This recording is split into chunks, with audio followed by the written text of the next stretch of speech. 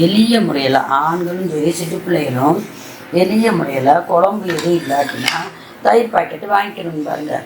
தயிர் பாக்கெட் வாங்கிட்டு நம்ம என்ன செய்யணும், நான் ஒரு மாதிரி அதை சுட வைப்பேன். எப்படின்னா தாளிக்காமல் அப்படியே அந்த தயிர் பாக்கெட்டை உடச்சி கொஞ்சோண்டு தண்ணி கலந்து உப்பு கலந்து பச்சை மிளகா இருந்தாலும் சரி, லைட்டாக பழுத்த பச்சை மிளகா இருந்தாலும் சரி, கிள்ளி போட்டு கருவேப்பிலையை போட்டு அப்படியே கொதிக்க வைக்கிறேன் பாருங்கள். இது கூட எளிய முறையில் ஒரு அவசரத்துக்கு ஒரு உணவு பாருங்களேன். இப்போ இதை நான் சுட வைக்க போகிறேன். இது நல்லா இருக்கும் பாருங்கள், சுவையாக.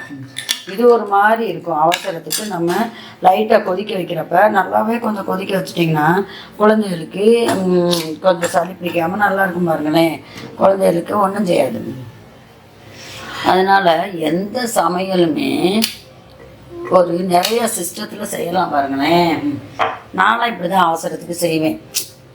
சின்ன பிள்ளைகளுக்கு ஏதாவது ஒத்துக்காட்டினா நல்லா அந்த தயிரை காய்ச்சிங்க பாருங்கள். இப்படி வெறுமனே தயிரை நல்லா இப்படி கரண்டியில் கிண்டி விட்டு கொஞ்சோண்டு தண்ணி ஊற்றி உப்பு போட்டு பழுத்த பச்சை மிளகாவோ பச்சை கலர் பச்சை மிளகாவோ கிள்ளி போட்டு கருவேப்பிலை கிள்ளி போட்டுவேன். தாளிக்க வேண்டிய அவசியமே இல்லை. ஏன்னா இந்த தயிரோட சுவை அப்படியே இருக்கும் பாருங்களேன். நல்லா பாயில் ஆனோடனே குழந்தைகளுக்கு இதை ஊற்றலாம். சின்ன நல்லா தான் இருக்கும் பாருங்கள். தாளித்து செய்கிற மோரும் நல்லா தான் இருக்கும். அது ஒரு மாதிரி கடுகு மேர்ந்து இதாக இருக்கும். இது அப்படியே அந்த நம்ம பச்சை அந்த பாக்கெட் தயிர் அப்படியே ஊற்றி சாப்பிட்ற பாருங்க, அந்த சுவை இருக்கும். நிறைய வித்தியாசம் இருக்கும் பாருங்களேன் சமையல்லையே.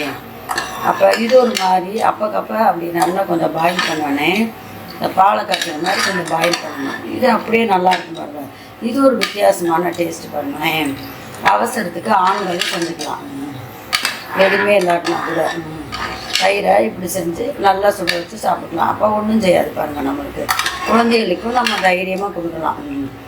சின்ன தயிரை கொடுக்குறது காட்டணும். இந்த தயிரை கொஞ்சம் நல்லா சுட வச்சு கொடுக்குறப்ப அது ஒரு டேஸ்ட்டாக அப்படியே இருக்கும் பாருங்கள். தாளித்து செய்கிற மோரும் அது ஒரு வகையாக இருக்கும் பாருங்களேன். கரண்டியில் வச்சு கிண்டுறப்ப அது நல்லா கடைஞ்சிரும் பாருங்களேன். இது ஒரு வகையான ஒரு குழம்பு மாதிரி தான். அடுத்து ஒரு நாளைக்கு உங்களுக்கு மோர் குழம்பு எப்படி வைக்கிறதுன்னு நான் உங்களுக்கு சொல்கிறேன். இந்த தயிரெல்லாம் கூட இப்படி எங்கே தெரியுமா கிடைக்கும்? நம்ம இந்த மீனாட்சி திருக்கல்யாணத்தில் பந்தல் போட்டு நீர் மோருன்னு கொடுப்பாங்க பாருங்க. அதனுடைய சுவையே தனி, அந்த டேஸ்ட் இருக்கும் பாருங்க. வெறுமனே கூட குடிக்கலாம். அதில் இஞ்சி பச்சை மிளகா இந்த மாதிரி போட்டு அந்த மோர் கொடுப்பாங்க. நீர் மோர் நீர்பானம்னு ஒன்று, அவ்வளோ டேஸ்ட்டாக இருக்கும் பாருங்க. அந்த டயத்தில் கொடுக்குற அந்த மதுரையில் மீனாட்சி திருக்கல்யாணத்தில் பந்தல் ஆங்காங்கே போட்டு கொடுக்குறாங்க பாருங்க. அப்போ சங்க காலத்தில் பாண்டிய மன்னர்கள், அடுத்தது நாயக்கர் ஆட்சி வந்தோடனே பாண்டிய மன்னர்களை வீழ்த்து வந்தாங்க. அங்கே 4 மீனாட்சி அம்மன் கோயிலும் பாண்டிய மன்னர்கள் தான் 4 பாண்டிய மன்னர்கள் கட்டியிருக்காங்க. அப்போ அது விசேஷமான ஒரு திருவிழாவாக மதுரையில் நடத்திட்டு வராங்க பாருங்கள் ஆண்டாண்டு காலமாக. அங்கே இந்த நீர்மோர் விசேஷம் பாருங்களேன். நீர்மோருன்னு கொடுப்பாங்க. மக்கள் சின்ன பிள்ளைங்க முதற்கொண்டு அதை வாங்கி சாப்பிட்டு போவாங்க. அப்போ அந்த காலத்துலேருந்து இந்த பழக்கத்தில் இருக்கு பாருங்களேன். அதையும் இந்த காலத்தில் கடைபிடிக்க தான் செய்கிறாங்க. அப்போ இது உடம்புக்கு நல்லது போல.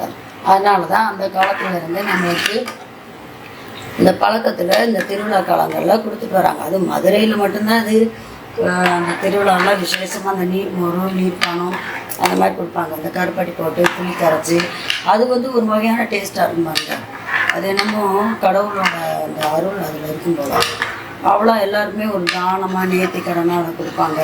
புளியோட கேசரி சுண்டல் இப்போல்லாம் பார்த்தா ரோஸ் மில்கெல்லாம் கொடுக்குறாங்க திருவிழா காலத்தில் மீனாட்சி அம்மன் கடையில்.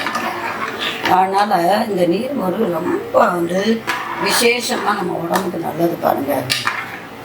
இதெல்லாம் மௌலிகக்குள்ள நம்ம செய்யலாம்.